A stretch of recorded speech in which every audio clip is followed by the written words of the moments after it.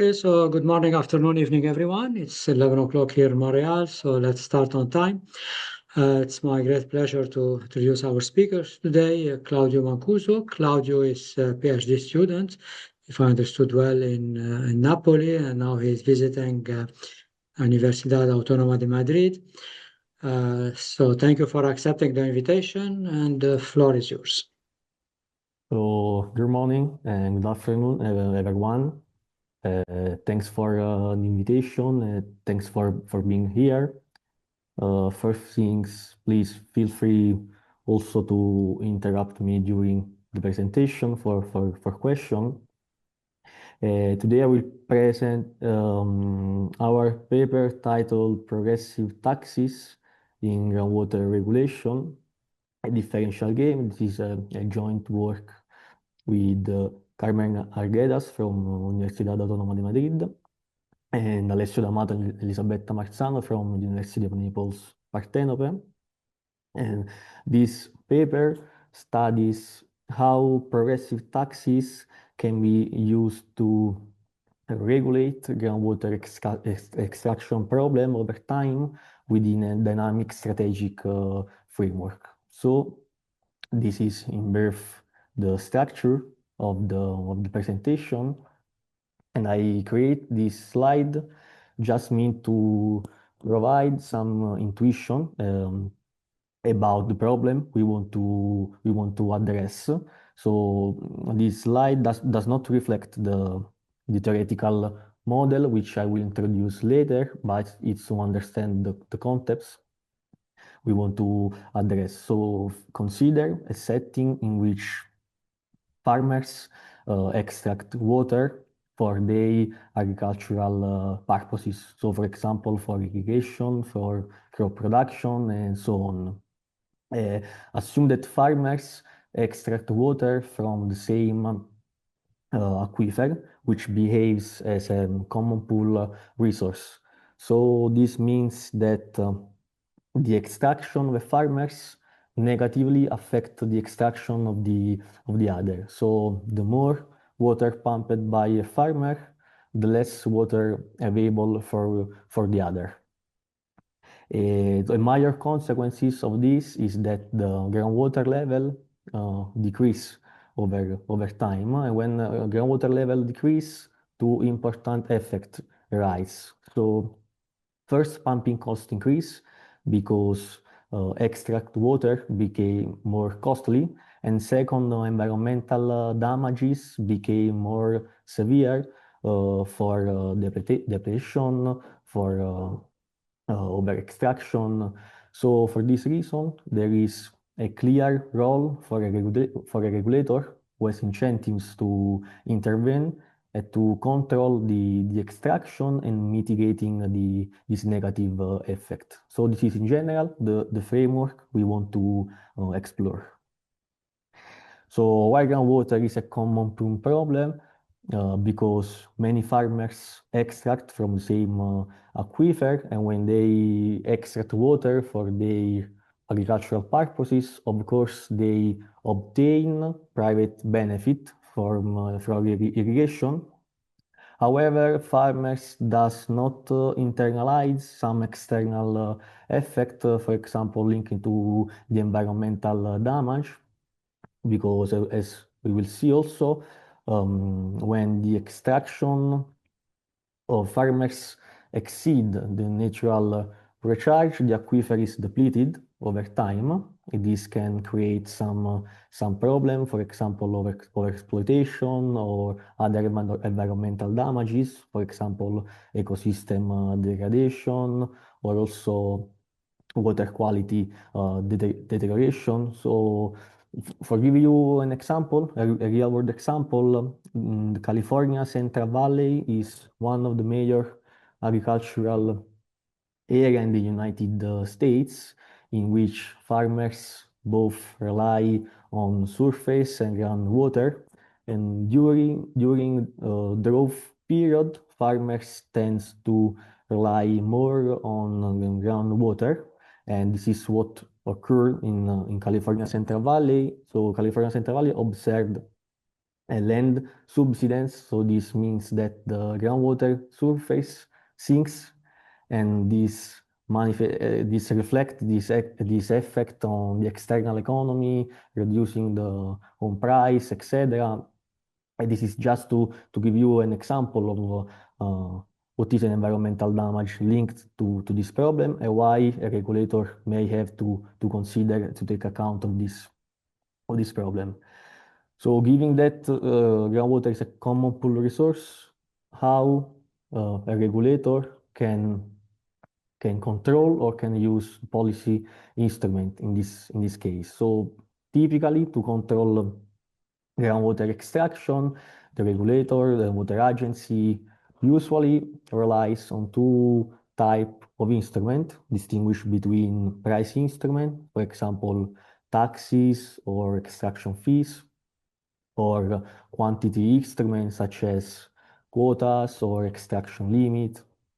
In general, in groundwater literature, as we will see in a few slides, typically the benchmark policy that is used is a linear tax. So it means that each unit of water is charged at a constant price.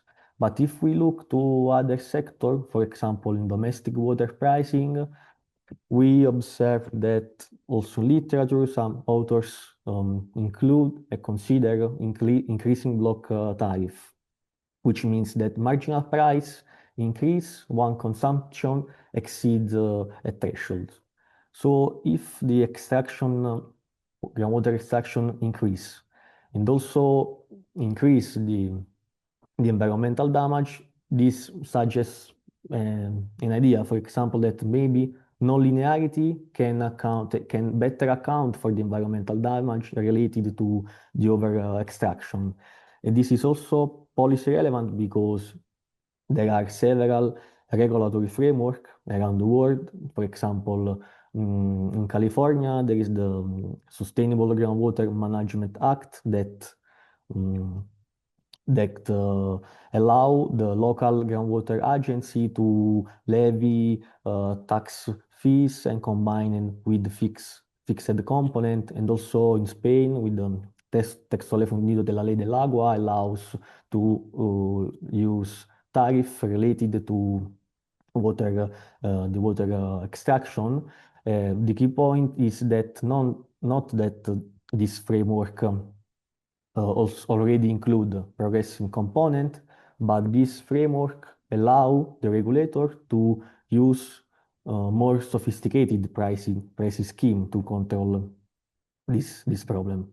So let's jump into the literature review to understand how this problem has been addressed in the literature. So organized in two main strands.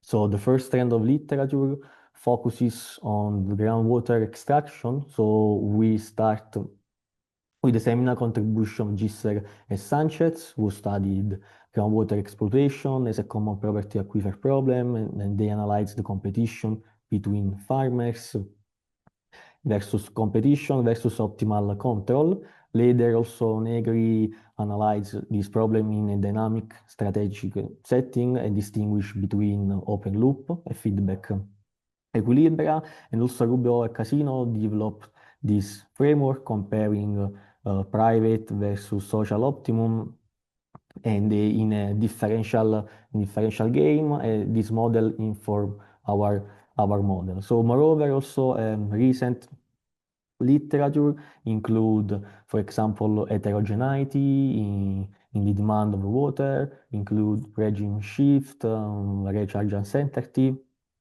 But since our aim is on the policy instrument, we also introduce a regulator and we analyze a problem in a leader-follower setting.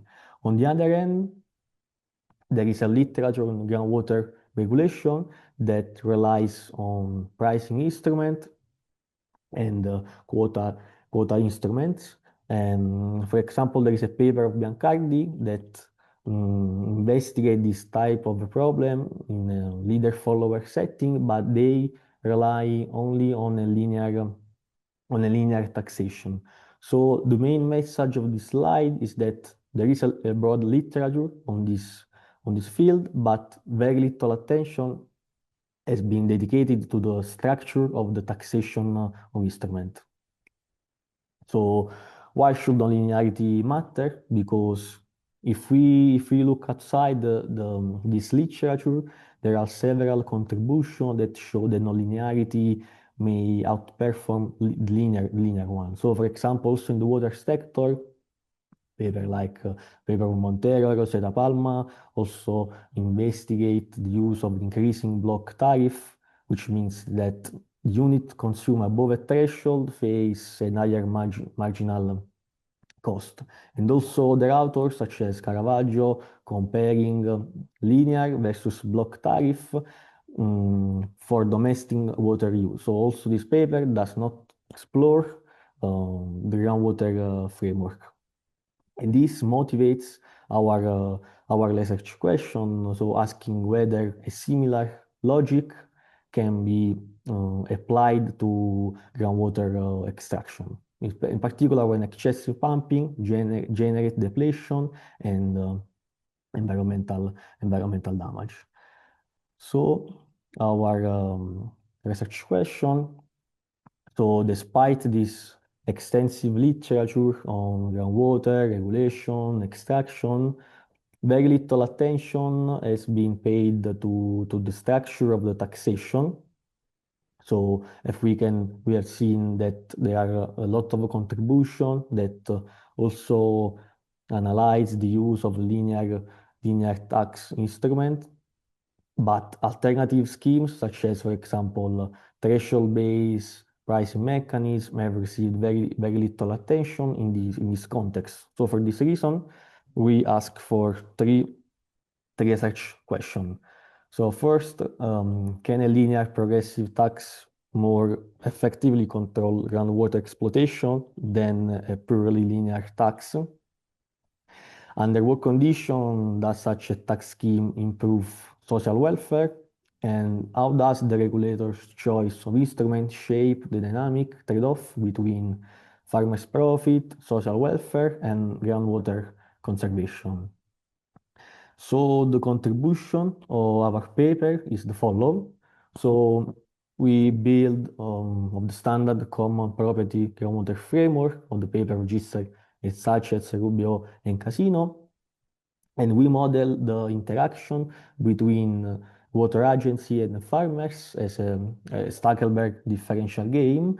And we assume that the water agency act as a leader and jointly use two policy instruments, a volumetric tax and a non-tradable extraction threshold, above which farmers pay an additional progressive cost.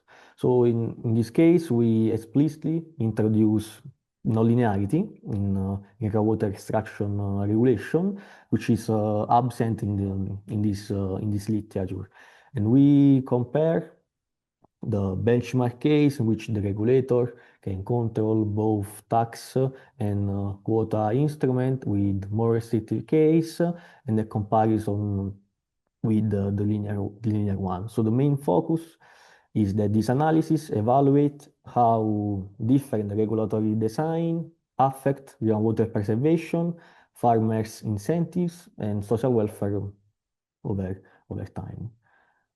So I hope the motivation is clear. If there are any question, please ask me. If not, I can go to the model. So what about the model? We consider that there are any identical farmers that extract groundwater from the agricultural purposes. The access to the groundwater is restricted to farmers whose land lies above the aquifer. So for this reason, we assume that the number of farmers is finite, fixed over time. The key state variable is the groundwater table that depend on the difference between the natural recharge.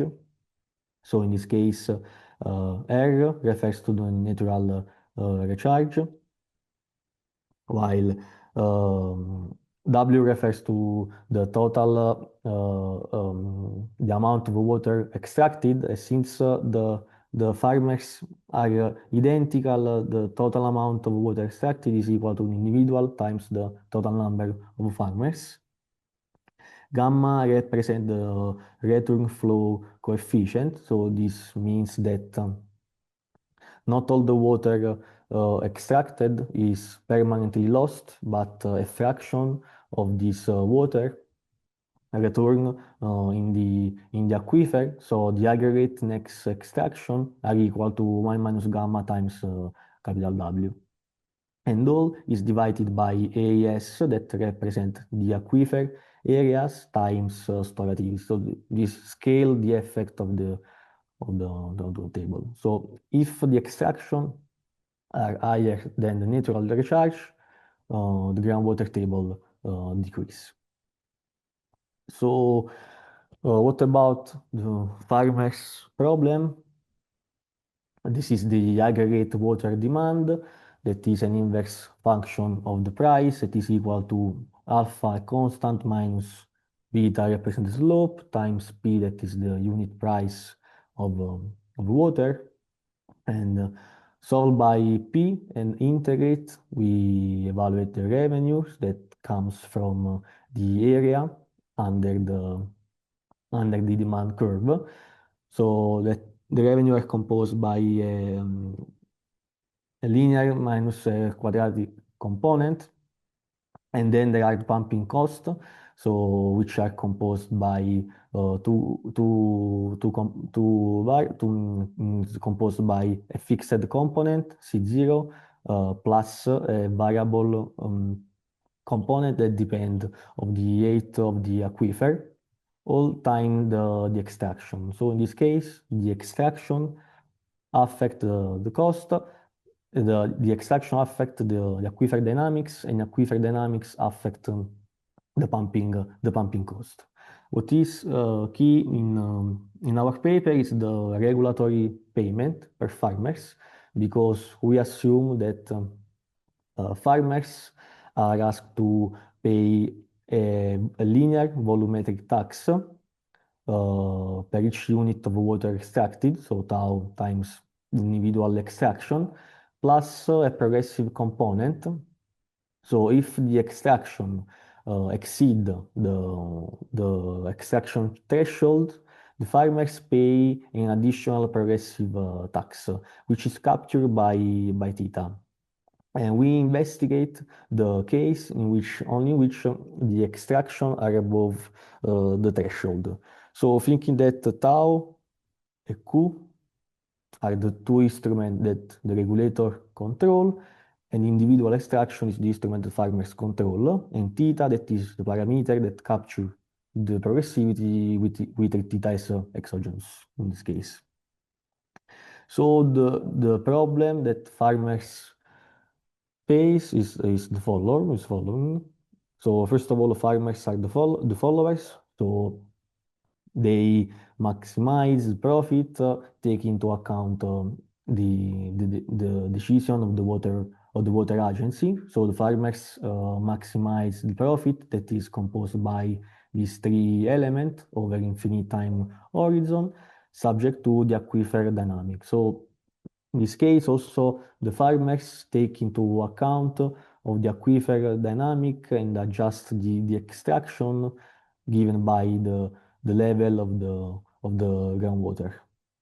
So the farmers also face a trade-off, because the farmers want to increase the extraction to increase the profit, but also they want to reduce pumping cost and the cost for paying for the taxation. In this case, the aquifer enter in the pumping cost, so lower the pumping cost, lower the aquifer, higher are the pumping cost for the farmers. So on the other side, the water agency is the leader, so it chooses the policy instrument, the extraction threshold, and the taxation to manage the groundwater extraction problem. And water agency take into account of the social welfare. In this case, social welfare is composed by three elements. First, the farmer's net benefit, so the revenue minus the cost for the total number of the farmers. And water agency take into account on the environmental damage. So the environmental damage is driven by the difference between the aggregate net extraction minus the natural recharge. So if the aggregate net extraction are higher than natural recharge, this creates an environmental damage, and the cost is captured by delta. This delta is exogenous in our model. And the other component is the social cost of the policy. So we assume that the regulator include a policy that is costless, of course, because, for example, we assume that there are administrative costs or, for example, social discomfort for implemented tax in the society. So in this case, XI capture the cost to implement the taxation, and PSI capture the cost of the progressivity, all times the number of the farmers. So in this case, given the farmer's best response, the water agency choose the policy instrument that maximize the social welfare that is composed of these three components subject to the aquifer dynamics. And also the water agency face a trade-off because want to increase the profit by the farmers, but also make lower the environmental damage and the social cost. So in this case, the policy instruments are chosen as a state-dependent feedback rules because they depend on the aquifer level. So the water agency, in this case, internalize the effect of the extraction on depletion, environmental damage, and social welfare. What about the timing of the game? So the interaction between the water agency and farmers is modeled the Stackelberg differential game. So assume that the water agency acts as a leader, announce to policy instrument. So first we solve farmers problem. We include the response of the farmers in the water agency maximization problem. Then we solve for two instrument. And then the farmers as followers choose the extraction, taking into account the regulatory policies. So we focus on feedback, Stackelberg equilibrium, and this means that strategies depend on the current state of the aquifer. So in this case, the water agency has an advantage in each instant of the time. And what about the solution method? We follow the standard procedure. So since the game is over an infinite time horizon, we focus on stationary strategies. And we conjecture a linear quadratic functional form for the value function for both player, for the farmers, and for the water agency. Then we write the corresponding Hamilton-Jacobi-Bellman equation. I mean the system between the two equations. We solve to find the coefficient of this Riccati equation.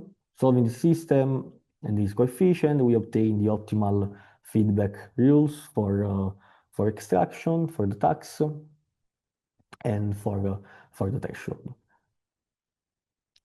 So I don't know if there are any questions in this regard. Or I have one question, Claudio. See? Can you come back to the, I think it was the 15 or 16 slide where you were there when you were explaining here, just in the regulatory payment per farmer. I don't see very well what's the motivation to impose this thing to the farmers. I see that, yeah, the threshold thing is just imposed if you over extract, no? But why the volumetric tax? So if there is no water scarcity, there is no asymmetries between the farmers. I don't see the motivation to impose this instrument. What is the? Do you see my question? Maybe I did not follow something. Yeah. So the motivation to introduce a threshold above which farmers No, pay. both. Like the threshold, I understand that is just if you over extract. Yes, But the the other, threshold. and why both? Both Was them because this is the linear tax that farmers used to pay, also standard. So each unit of water for each okay? This is is a charged standard, to the independently of standard. if there is water Yes, scarcity. This is a but we standard. want to introduce an additional charge because we want to address this type of the environmental damage. So due to think that the water table decrease and environmental damage increase, add an additional charge. The idea is that adding an additional charge above some sort of threshold may control better for the extraction and then try to mitigate this environmental problem. Okay. So, Yeah, vale. okay.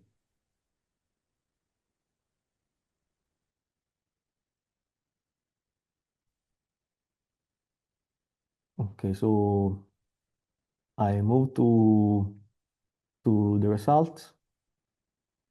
So first thing we compare different policy setting.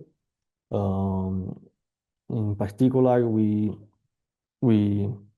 compare the benchmark scenario in which the regulator control the threshold and tax jointly. And this is the fully flexible scenario because the regulator can adjust to instrument in each instant of time. Second, the regulator can control only one instrument. For example, in the Q scenario, the water agency chooses only the extraction threshold, while take the tax fixed exogenous at the level that maximize the social welfare. In the other scenario, in tau scenario, the water agency chooses only the tax, while the extraction threshold is fixed at the level that maximize social welfare. And we solved the previous model without considering the progressive component. And so this refers to the case in which the regulator relies only on the linear volumetric tax. So first, we compare the benchmark progressive regime versus the linear one to understand whether introducing a progressive component will be welfare improving. And second, we extend the comparison to all of the four regulatory setting to understand which flexibility matters in this case. Sorry, a question. Hello, Claudio. Hello. When you say, for example, the scenario Q and you fix the tax is constant? Because Yes, it's not a function of t. over Okay. time. It's not a function of Okay. The time. same when you fix the threshold is a constant. It's constant. Yes. Okay. So the regulator can adjust over time only one instrument. When you say here that the linear regime, the tax is a linear function of h? Time. Of time. Of time. Okay. Thank you. Okay. So let me answer our first research question. So can a linear progressive tax control the extraction more efficiently than the linear one? So we derive the optimal extraction path in the linear and in progressive scenario, and then we make a comparison between these two dynamics.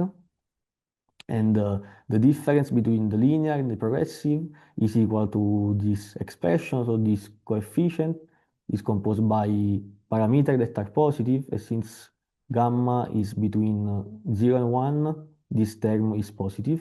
So this means that this difference is driven by the term in parentheses.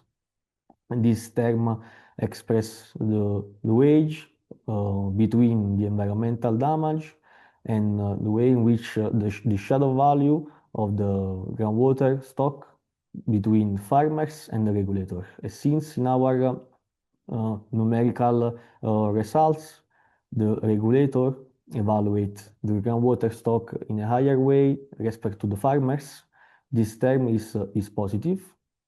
And since this difference means that the water extraction paths are low in progressive regime are lower than the linear extraction path.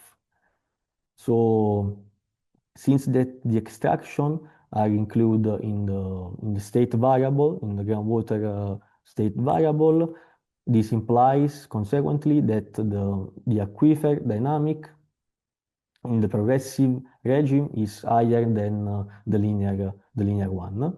And we will show this result also graphically in a few slides. So what about the second research question? Under what condition does this progressive regime increase social welfare?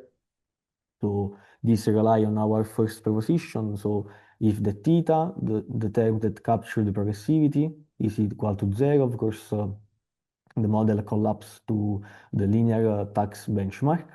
While if theta is positive, so it means that this progressive component is active, the progressive regime dominates the linear one in terms of social welfare, because the social welfare in the progressive regime is the path for social welfare is higher than the linear one, because since the progressivity reduce the extraction and the extraction increase the aquifer, and since the optimal extraction path for the aquifer including the social welfare, consequently also the social welfare improve in the progressive regime, and we will show this in a few slides. So we have relied also on numerical simulation. So we based our case study on Western La Mancha aquifer. So that is a case study typically used in literature. So this parameter above the line are the baseline parameter that refers to the water demand, pumping cost, environment, ecosystem normal cost, etc. While the parameter below the line are the parameter we use in our model, and that refers to the social cost, social discomfort tax cost, social discomfort progressivity cost PC, theta is the progressive tax, and then is the number of farmers. And on this parameter, we conduct comparative statics that we will discuss in a few slides. So what concerned our first numerical result, we compare the progressive regime versus the linear one, and we show the optimal time path for the aquifer level, for the extraction, the tax, the threshold, the difference between the extraction and the threshold, and in the social welfare. Since in the numerical parameter, the initial level of the groundwater is at its maximum level, groundwater decreasing over time, And we can see that in black line that refers to the benchmark case. Black line, the aquifer path is higher than the linear one. So using a progressivity improve the level of the groundwater. And since the groundwater decrease over time, pumping cost increase. And since pumping costs increase, the extraction decrease over time. But here we can see in the initial level of the extraction in the linear one are higher than in the benchmark case, in which the regulator control both instruments. And for what about the optimal path for the tax? The solid black line refers to the optimal path of the linear tax in the progressive regime, while the green line refers to the linear tax in the linear regime. And of course, the linear part in the linear model is higher than the progressive, because here the regulator relies only on one instrument. While if we see the overall tax, so the linear plus the progressive component will, of course, is higher than the linear one. And what about the extraction threshold? If the groundwater stock decrease over time, increase the environmental damage, so the regulator that also control the threshold tighten the threshold. So more severe the environmental damage, lower is the extraction threshold, and higher is the progressive part that farmers faced. In this case, when we increase the progressivity, the regulator, in this case, reduce the threshold, and in this case, the gap between the extraction and the quota increase, because farmers pays the additional part the farmer pays refers to the progressive component. And finally, look at the social welfare. In progressive case, the social welfare is higher than the linear one. So the progressive case perform better to the linear one. Our second numerical result describe which flexibility matters in terms of the instrument that the regulator can use. So we compare the benchmark, the black line, versus the linear green line, and the red line refers to the cool scenario when the regulator control only the threshold, while keep fixed the tax. And conversely, the blue line refers to the tau control scenario when the regulator control only the tax. And in this case, the ranking is informative, because the benchmark scenario, of course, perform better in terms of the aquifer dynamic, followed by the Q scenario when the regulator control for the threshold. And in this case, the linear one is the scenario that perform worst in terms of the aquifer level. So looking for the extraction, also in this case, the extraction in the linear case are higher than the extraction in which the regulator control both on only one instrument. While looking for the tax, the optimal path for the tax, in this case, in the Q scenario, tax is fixed, while in the tau control scenario, tax approximate the benchmark one. Conversely, for the threshold, also in this case, in the Q control, the threshold follow the benchmark one. One in the tau control, the threshold is fixed. It means that the regulator lose flexibility about this threshold. So it means that even if the groundwater level decrease and increase the environmental damage, the regulator cannot tighten the quota. And also, due to the regulator cannot tighten the quota in the blue line and the extraction decrease over time, the gap between extraction and the quota is decreasing over time and tend to be negative. And also, if we will see for the social welfare, we can see that the Q control scenario tracks closely to the benchmark one. So we conduct a comparative statics for this parameter for Xi, for Psi, and for the number of the farmers.